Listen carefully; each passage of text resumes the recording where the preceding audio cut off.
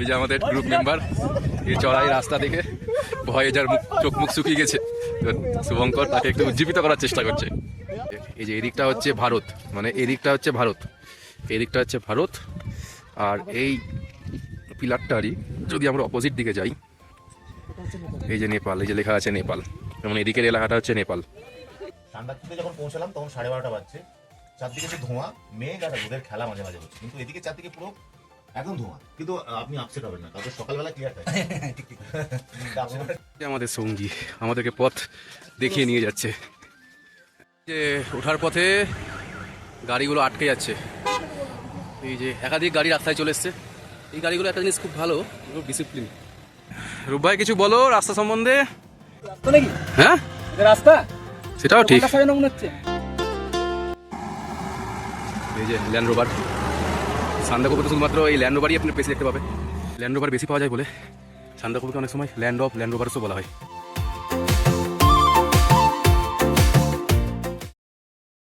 Morning friends, happy club ব্লগার্সে স্বাগত। অনেকদিন পর তোমাদের সঙ্গে দেখা। আমাদের মোট 2 রাত্রি 3 দিনের প্ল্যান। আজ প্রথম রাত আমরা টুমলিংয়ে কাটাবো, দ্বিতীয় রাত সান্দাকফুতে কাটিয়ে আমরা শিলিগুড়িতে ব্যাক করব। বাংলার সর্বোচ্চ শৃঙ্গ সান্দাকফু, যেখানে একবার না গেলে উত্তরবঙ্গ ভ্রমণের পরিপূর্ণতাই আসে না। আর একই জায়গায় দাঁড়িয়ে কাঞ্চনজঙ্ঘা ও মাউন্ট এভারেস্ট উভয়কে চোখের সামনে পরিষ্কারভাবে দেখতে হলে অবশ্যই সান্দাকফু যেতেই হবে। কিন্তু একটু অফবিট, দার্জিলিং বা গ্যাংটকের মতো অত সহজ নয়। তাই এই অপার্থিব সৌন্দর্যকে উপভোগ করতে হলে যাওয়া আসা, থাকা খাওয়া, সর্বোপরি ভ্রমণের খরচ কেমন হবে সে সম্পর্কে একটা পরিষ্কার ধারণা থাকা অবশ্যই দরকার। শিলিগুড়ি থেকে মানিকগঞ্জ যাওয়ার পথে আমাদের ড্রাইভার দাদা ব্রেকফাস্টের জন্য একটা সুন্দর ক্যাফেতে দাঁড় করিয়েছে। এখানে খুব সুন্দর সুন্দর খাবার পাওয়া যাচ্ছে, আমরা অর্ডারও দিয়েছি। ক্যাফেটার নাম হচ্ছে রোমা ক্যাফে।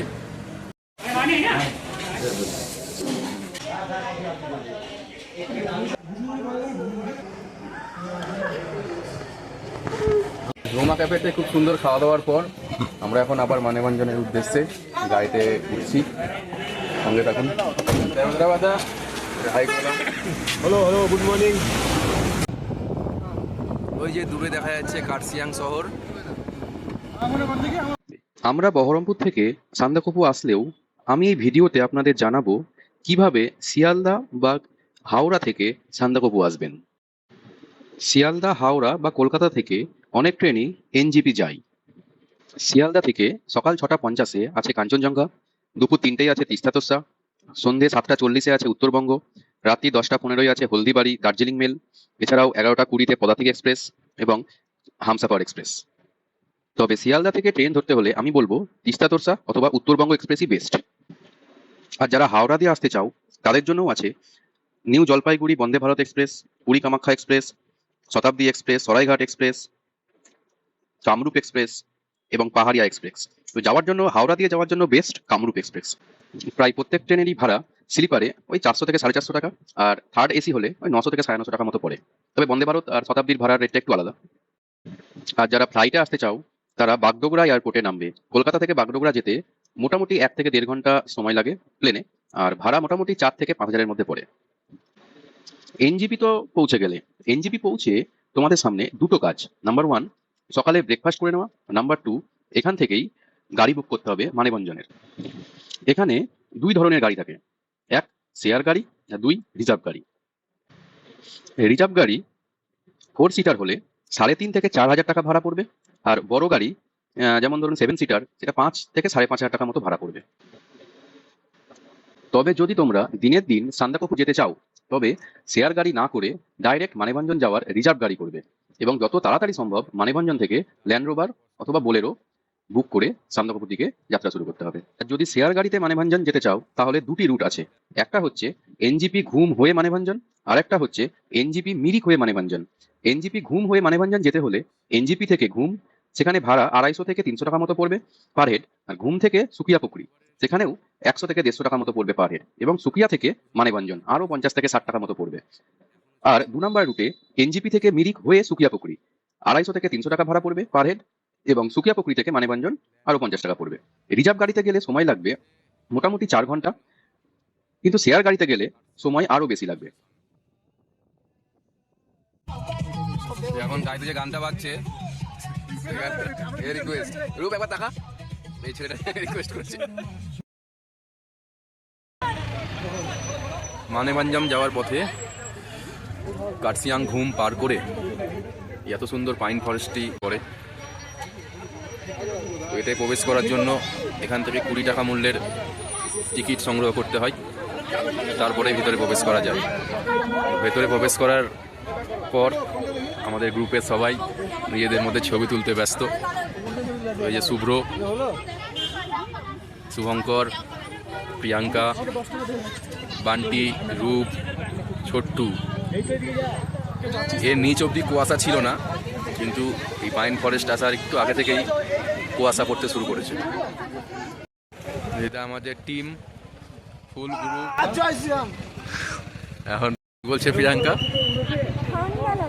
ঠান্ডা লাগছে।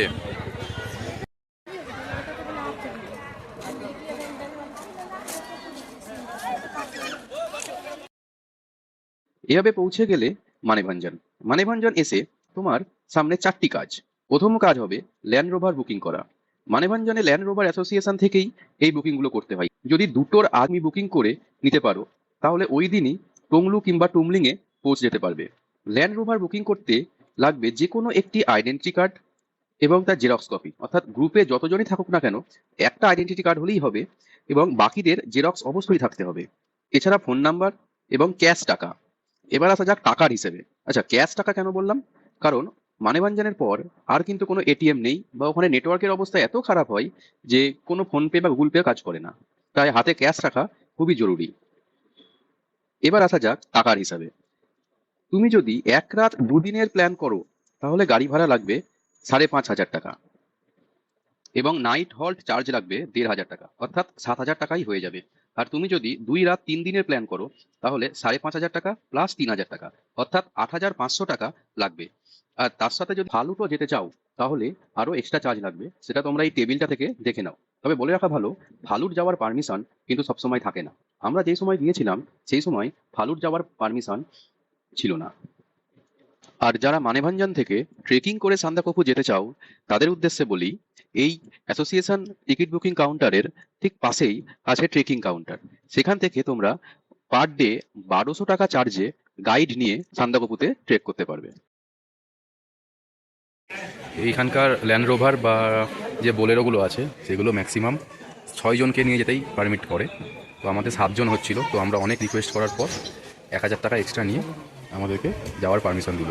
তো আজকে রাত্রিটা আমরা টুমলিংয়ে স্টে করব, কালকে সকাল সকাল টুমলিং থেকে বেরিয়ে সান্দাকফুর উদ্দেশ্যে যাব। এটাই সেই বুকিং সেন্টার। ওই যে ভেতরে দাদা পরপর সিরিয়াল ওয়াইজ গাড়ি ছাড়ছে আর কি। তবে আর দেখাও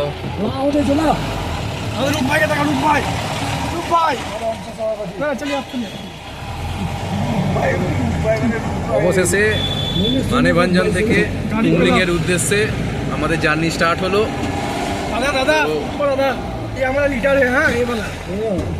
সেই সকাল 11টা থেকে লাইন দাঁড়িয়ে শেষে 2:30টা নাগাদ আমরা আমাদের গাড়ি অ্যালট হলো।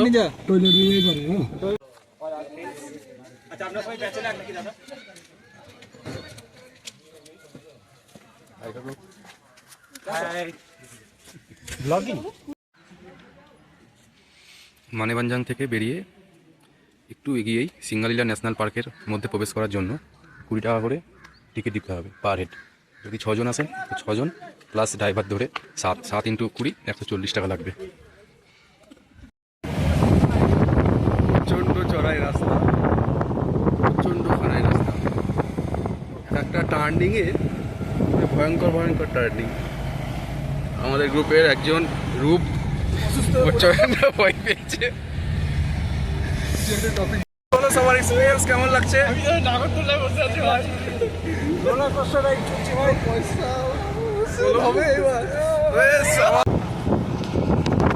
মেঘ না কুয়াশা বোঝা যাচ্ছে না। মানেভঞ্জন থেকে 3 কিলোমিটার দূরে প্রথম গ্রাম চিত্রে, সেখানে একটি সুন্দর বৌদ্ধ মনেস্ট্রি আছে।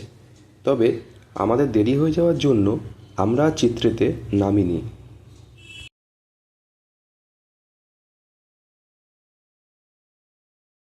টুমলিং যাওয়ার পথে একটা ছোট্ট ঝিল পড়লো, তো আমাদের ড্রাইভার দাদা এখানে গাড়ি দাঁড় করালো।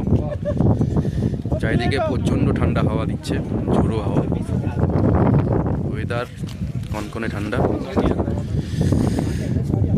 চলো ভেতরে গিয়ে দেখা যাক কি আছে।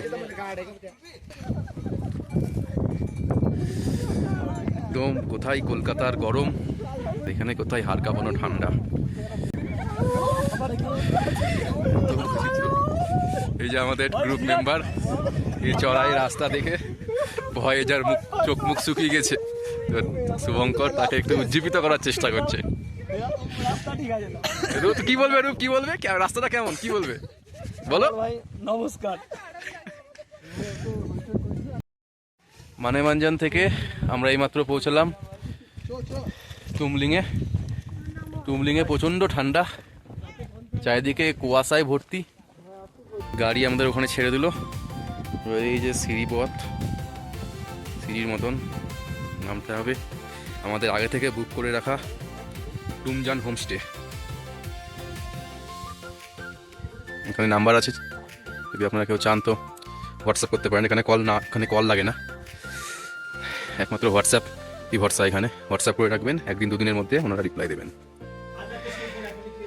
এবার আপনাদের দেখাবো আমাদের হোমস্টের ভেতরের ঘরগুলোকে। আমাদের দুটো ঘর বলা আছে, এই যে ডান দিকে একটা ঘর,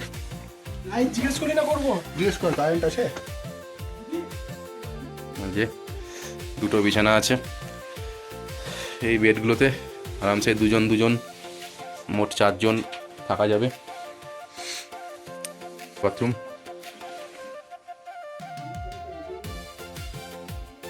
খুব পরিষ্কার পরিচ্ছন্ন, সুন্দর ব্যবস্থা।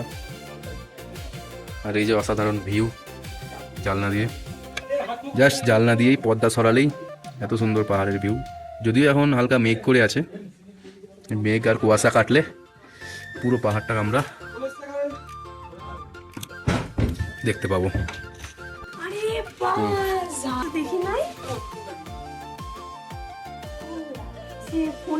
এই হোমস্টেটাই আমাদের 1200 টাকা পার নাইট পড়েছে। এই 1200 টাকার মধ্যে লাঞ্চ, ডিনার, স্ন্যাক্স ইনক্লুড আছে। টুমলিংয়ে এসে সারাদিন পর এই প্রথম দুটো ভাত খেতে পারছি। এই ভাত অমৃত সমান লাগছে। ভাতের সঙ্গে দিয়েছে ডাল, আলু ভাজা, আলু ফুলকপির তরকারি আর ডিমের কারি। কেমন লাগছে খাবার? ভালো। বান্টি, শঙ্কর, শান্তি, প্রিয়াঙ্কা, এতক্ষণ পর খাবার শান্তি পাচ্ছে। ওই যে দূরে বসেছে ছোট্টু আর রনি। দুপুরে খাওয়া দাওয়া শেষে আমরা হোমস্টে থেকে বেরিয়েছি 1 পা 2 পা সামনে। এখন বাজছে ঘড়িতে বিকেল 5টা। চারিদিকে ঘন কুয়াশার চাদর। কুয়াশা, এত কুয়াশা কিছুই দেখা যাচ্ছে না। একটু রূপ চিন্তিত, কালকে ট্র্যাক করে যাবে। ভীষণ কষ্ট হয়েছে আজকে এই দূরত্বে। 21 কিলোমিটার এখনো বাকি। প্রচণ্ড ঝোড়ো হাওয়া দিচ্ছে। সামনে একটা বৌদ্ধ মনাস্ট্রি, এত ঠান্ডা হাওয়া নেমে যাচ্ছে না। আবার ভাবছি ওর সাথে ব্যাক করে যাই।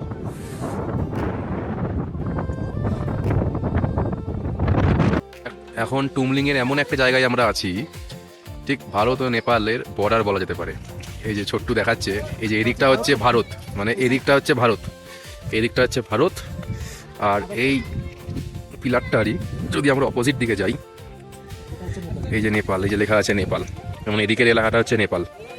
তার মানে এখানে কোনো ফেন্সিং নেই, কোনো তার কাটা কিছু দেওয়া নেই, জাস্ট একটা পিলার, এরকম কিছু দূর অন্তর অন্তর একটা করে এরকম পিলার দিয়ে ভারত এবং নেপালের বর্ডার দেওয়া আছে। টুমলিংয়ের হোমস্টেতে এখন আমাদের ডিনার চলছে, তো ডিনারে কি কি দিচ্ছে একটু দেখা যাক। এই যে রুটি, চিকেন, পেঁয়াজ, আলু ভাজা, একটা আলু তরকারিও ছিল। এই যে আমরা সবাই মিলে এসছি, এখন সবাই মিলে খাওয়া দাওয়া করছি। বাইরে প্রচণ্ড ঠান্ডা, তার মধ্যে এই যে গরম গরম রুটি আর চিকেন, সত্যি একদম মানে পুরো মাখন লাগছে, মাখন। গুড মর্নিং ফ্রেন্ডস, সকাল সকাল আমরা উঠে পড়েছি সানরাইজ দেখার উদ্দেশ্যে। এখন ঘড়িতে বাজছে 4:45। একটু দেরি হয়ে গেল, তাও বেরিয়ে পড়লাম। খুব ভয় ছিল যে হয়তো কুয়াশায় চারিদিক ঢাকা থাকবে, কিন্তু সকালে উঠে চারিদিকটা দেখে মনটা ভালো। টুমলিংয়ের ওপরে একটা বৌদ্ধ স্তূপ আছে, ওই বৌদ্ধ স্তূপার থেকেই আমরা সানরাইজটা দেখবো। ঘড়ির কাঁটায় এখন পুরো 5টা বাজে। সূর্য উদয় দেখার জন্য একে একে ভিড় জমাচ্ছে এই পয়েন্টে অনেকেই। ওই যে একে একে আসছে আমাদের সূর্যি মামা, ওই ধীরে ধীরে উঁকি মেরে যাইছে একদম দূরে, ওই দূরে পাহাড়টার থেকে।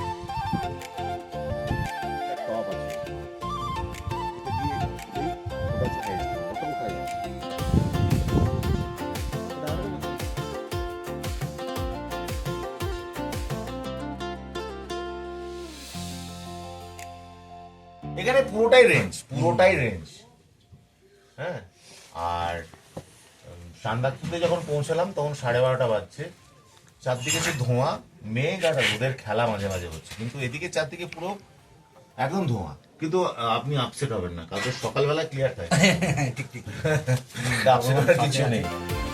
আমি কাঞ্চনজঙ্ঘা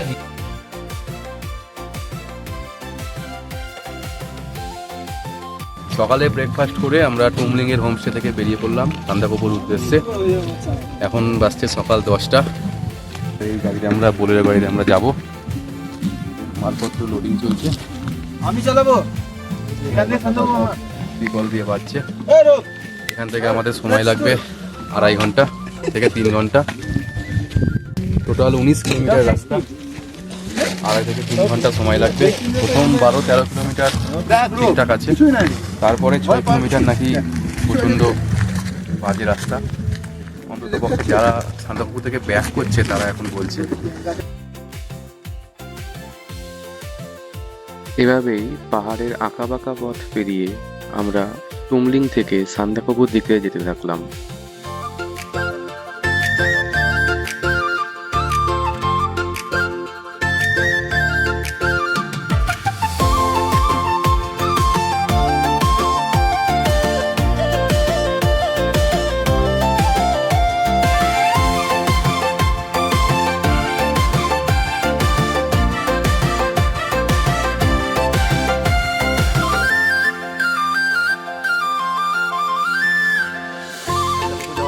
ড্রাইভার দাদা কালীপুকুরি হ্রদে আমাদের দাঁড় করালো। চারিদিকে প্রথমে কুয়াশা থাকলেও আমরা মেন রোড থেকে যখন নিচে নামলাম আস্তে আস্তে কুয়াশা অনেকটাই কেটে গিয়েছে। চলো দেখা যাক কেমন হবে।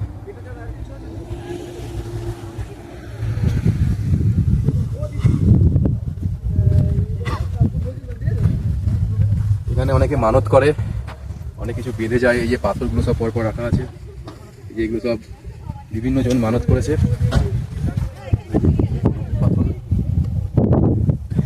ওভারঅল ঠিকই আছে, যদি কুয়াশা না থাকতো ভিউটা খুবই সুন্দর হতো।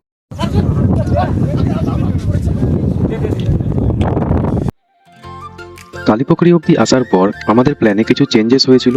7 জনের মধ্যে আমরা 4 জন, মানে আমি, বান্টি, ছোট্টু আর রূপ, ঠিক করলাম যে আমরা বাকি 8 কিলোমিটার পথ ট্রেকিং করে যাব। আর বাকি 3 জন, মানে শুভঙ্কর, রনি ও প্রিয়াঙ্কা, এরা ঠিক করলো যে গাড়িটাই বাকিটা পথ যাবে।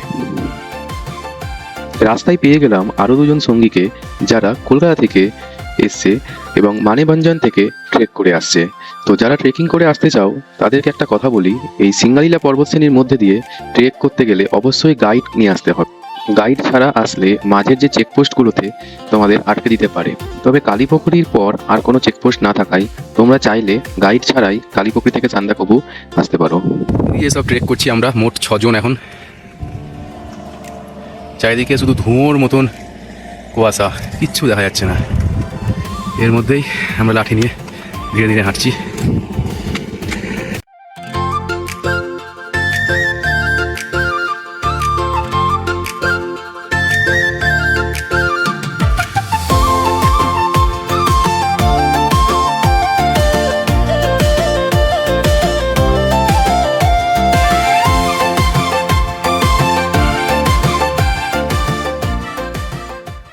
পথে আমরা একটা জায়গায় একটু হল্ট করেছি, সবাই জল বিস্কুট একটু খেয়ে নিল। 10 মিনিট মতন হল্ট করেছিলাম, আবার আমরা যাত্রা শুরু করছি। তো শুরু করার আগে একটু সবার এক্সপিরিয়েন্স জিজ্ঞেস করে নিই, কার কীরকম লাগলো। বান্টি, কেমন লাগলো? এটা ট্র্যাক করার জন্যই, নাহলে এই রাস্তাতে গাড়ি চালানো খুব মুশকিল। নেক্সট রূপ। অপূর্ব, খুব ভালো লাগলো ঘুরে, হাঁটতে খুব ভালো লাগছে, রাস্তাটা খুব সুন্দর, হেঁটে খুব গরমও লাগছে, অনেকটাই ভালো লাগছে। হাই তো কেমন অনুভূতি বলো? হেভি হেভি হেভি লাগলো, হেভি এখন হেভি লাগছে। লাগছে দাদা, তোমাদের বলো। আমাদের হেভি অনুভূতি এই নিয়ে মনে হয় আজকে হাল অব্দি আমাদের 20 কিলোমিটারের কাছাকাছি হাঁটা হবে। তোমাদেরকে তো আমরা তোমাদের খুললাম কালো কালো পুকুরি থেকে। কালো পুকুরি, তোমাদেরকে দাদাকে আমরা কালো পুকুরি থেকে পেয়েছি, খুব ভালো লাগছে। এই যে সামনের ভিউ, কিচ্ছু দেখা যাচ্ছে না, জাস্ট 10 থেকে 15 ফুট, তারপরে আর কিচ্ছু দেখা যাচ্ছে না। আর এই যে পাহাড়ের ঢালে কুয়াশায় চাদরে মোড়া, এক কথায় অনবদ্য অনুভূতি। ওই দূর থেকে একটা গাড়ি আসছে,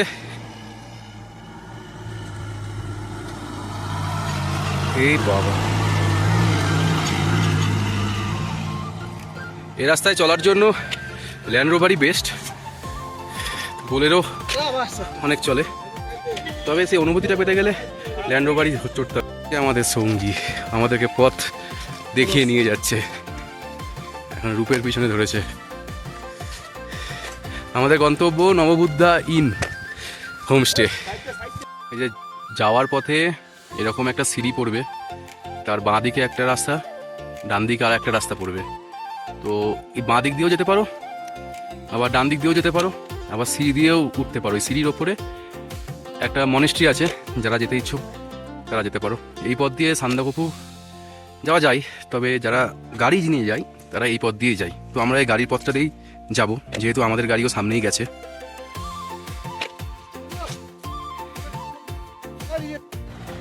রাস্তায় একের পর এক গাড়ি আমাদেরকে ক্রস করছে।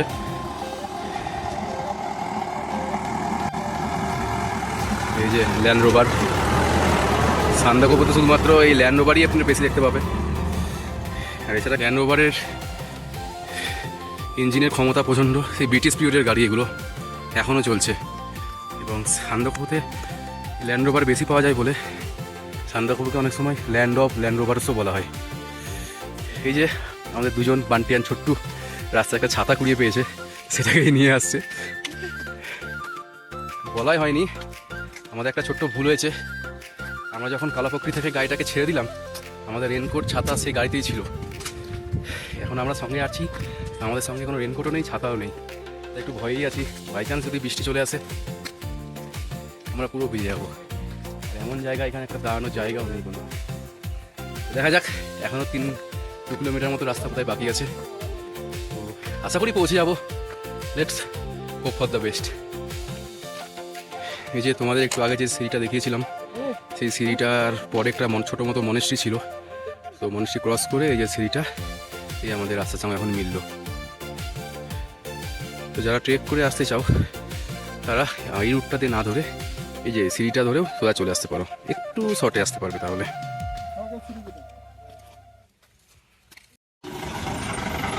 এই যে একটা সিঁড়ি, আর একটা সিঁড়ি সামনে পড়েছে। তো আমরা ঠিক করলাম এবার আমরা এই রাস্তা ধরে না গিয়ে সিঁড়ি দিয়ে যাব।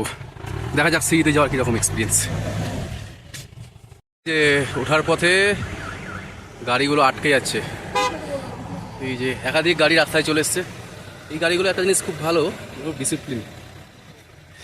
এই যে একটা গাড়ি সামনে চলে এসছে বলে, ওই যে দূরে একটা গাড়ি চলে এসছে বলে, দূরে গাড়িটা চলে এসছে বলে দাঁড়ালো, তার পিছনে দাঁড়িয়েছে, তার পিছনে এই যে এটা গাড়ি যাওয়ার রাস্তা, বাট ট্রেকিংয়ের জন্য এদিকে ধরতে হবে রাস্তা। তো একটা সিঁড়ি আছে সামনে, আমরা সেই সিঁড়িটা দিয়ে এখন উপরে আবার এই রাস্তার সঙ্গে মিলে যাব, কিন্তু একটু শর্টে যাব। তো যারা ট্রেকিং করে আসবে তারা এরকম সিঁড়ি পেলে যেন অবশ্যই সিঁড়ি দিয়েই ওঠে, তাহলে তাদের অনেকটাই ট্রেক কম করতে হবে। অসাধারণ পরিবেশ, দুদিকে জঙ্গল, ঘন জঙ্গল। এই ঘন জঙ্গলের মধ্যে ট্রেকিং করার জন্য এরকম সিঁড়ি বানিয়ে রেখেছে, কিন্তু আলাদা অন্যরকমই অনুভূতি হচ্ছে সত্যি।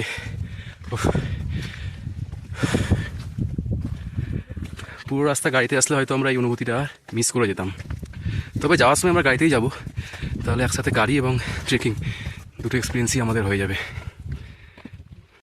এই যে এখানকার রাস্তার অবস্থা জানি না ক্যামেরাতে কতটা মনে হচ্ছে, কিন্তু খালি চোখে এই যে বড় বড় বোল্ডার এবড়ো খেবড়োভাবে পড়ে গেছে রাস্তায়। তারপর টার্নিং, প্রচণ্ডই বাজে রাস্তা।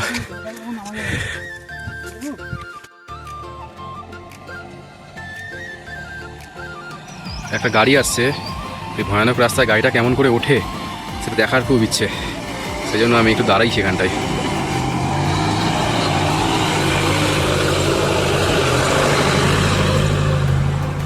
দেখলে তো বন্ধুরা এখানকার ড্রাইভাররা কতটা স্কিল্ড, এইরকম একটা এবড়ো খেবড়ো রাস্তাতেও গাড়িটা কত সুন্দরভাবে তুলে দিল।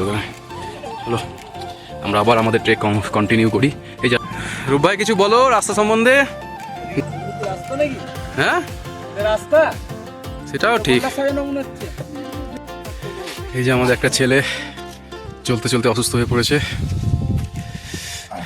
এখন ঠিক আছে? আওয়াজ জোস। আচ্ছা, এখনো 600 মিটার বাকি আছে আমাদের সান্দাকফুতে পৌঁছতে। অবশেষে আমরা পশ্চিমবঙ্গের সর্বোচ্চ শৃঙ্গ সান্দাকফুতে এসে পৌঁছলাম। এই যে সান্দাকফু আর 0 কিমি, ফালুট 21 কিমি। ফালুট অ্যাকচুয়ালি এখান থেকে আবার নিচের দিকে 21 কিমি যেতে হবে। এই যে বান্টি ছবি তুলছে হাতে লাঠি নিয়ে, ছোট্ট রূপ। এখান থেকে আর কিছুটা এগুলোই আমাদের নমবুদ্ধা ইন হোমস্টে। যে মাইল ফলকটায় সান্দাকফু 0 কিমি লেখা ছিল, সেখান থেকে অন্তত আরও 500 মিটার উপরে ওঠার পর ফাইনালি আমরা সান্দাকফুর মেন হোমস্টেগুলো যেখানে আছে সেখানে এসে পৌঁছলাম। দেখা যাক ফলকে কি লেখা আছে। Singalila Land Rover, Sandakphu altitude 3636 metres. This is the highest peak of West Bengal. চলো পরবর্তী ভিডিওতে আমাদের হোমস্টেতে দেখা হচ্ছে। আমরা প্রচণ্ড ক্লান্ত। এই 8 কিলোমিটার ট্রেকিং করতে আমাদের টোটাল 5 ঘন্টার মতো সময় লাগলো। এই 5 ঘন্টা টানা হেঁটে আমাদের শরীর এতটাই ক্লান্ত হয়ে গেছিল যে আমাদের হোমস্টেতে ঢুকে কোনো রকমে দুটো খাবার খেয়ে সেই যে বিছানায় শুয়েছিলাম, একদম ঘুম ভেঙেছিল। পরের দিন ভোর 4:30টার সময় ভোর আমরা আমাদের হোমস্টে থেকে বেরিয়ে পড়লাম সানরাইজ দেখার উদ্দেশ্যে। এখন বাসে 4:40 মতন। এখানে মোটামুটি 4:40, 45, 50-এর মধ্যেই সানরাইজ হয়ে যায়। একদম সামনেই আমরা যাব, একটু এগোলেই। দেখা যাক, যদিও আশেপাশে এখন অবধি কোনো কুয়াশা নেই, তবে প্রচণ্ড হাওয়া, ঝড়ের মতন হাওয়া বইছে। দেখা যাক, ভাগ্য সাথ দিলে আমরা অবশ্যই দেখতে পাবো।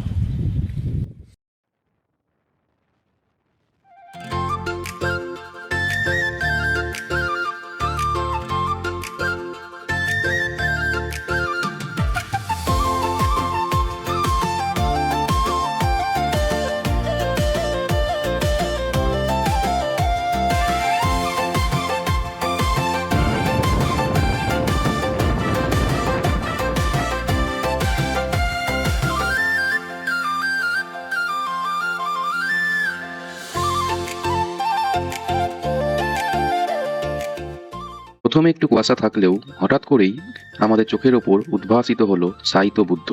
ধীরে ধীরে আমরা কাঞ্চনজঙ্ঘা, তার পার্শ্ববর্তী বিভিন্ন শৃঙ্গগুলো যেমন মাকালু, লোদসে দেখে নিচে নেমে আসছি।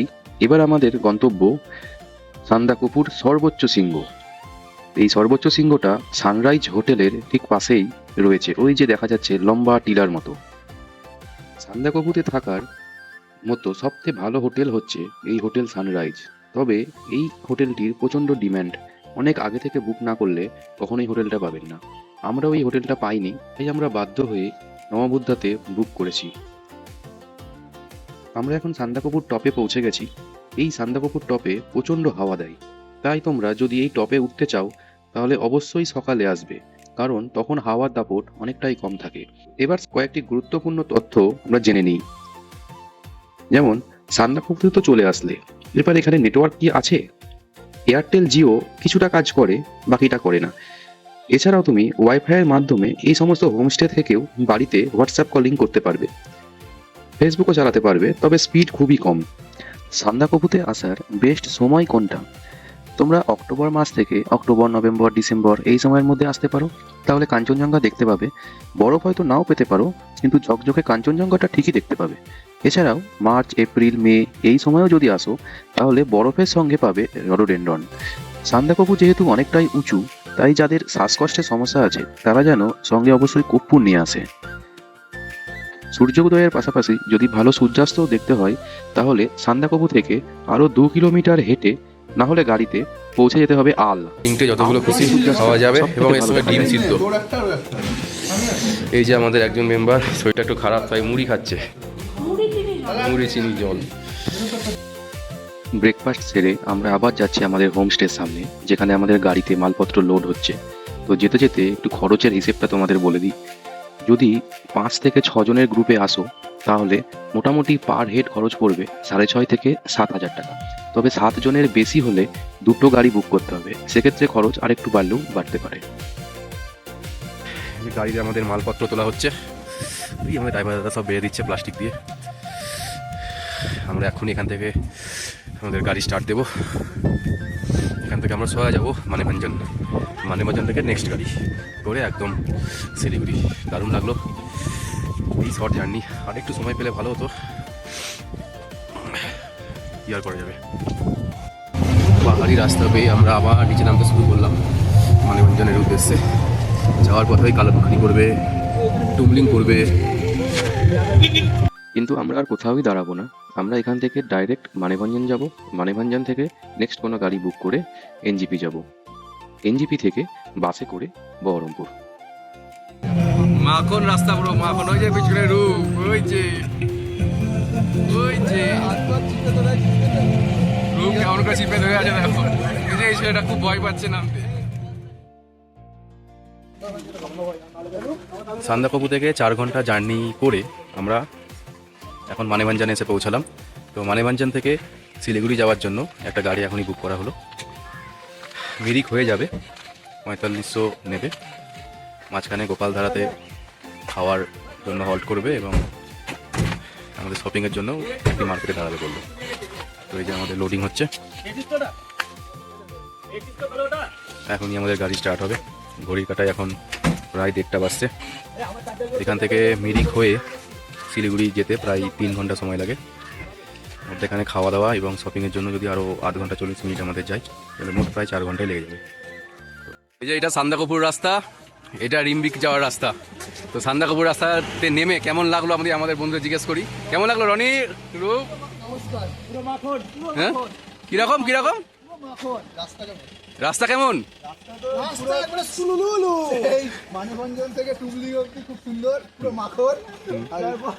আর তারপর টুমলুং এর পর থেকে রাস্তা আছে?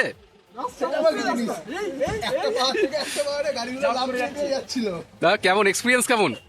অসাধারণ, খুব ভালো লাগলো। নমস্কার নমস্কার নমস্কার, সত্যি তৈরি হয়েছিল বলে যেতে পারলাম। বন্ধুদের সাথে ঘুরতে যাওয়ার মজাই আলাদা। আমরা প্রত্যেকেই কোনো না কোনো কাজের সঙ্গে এখন যুক্ত এবং কর্মসূত্রে বিভিন্ন জায়গায় থাকি।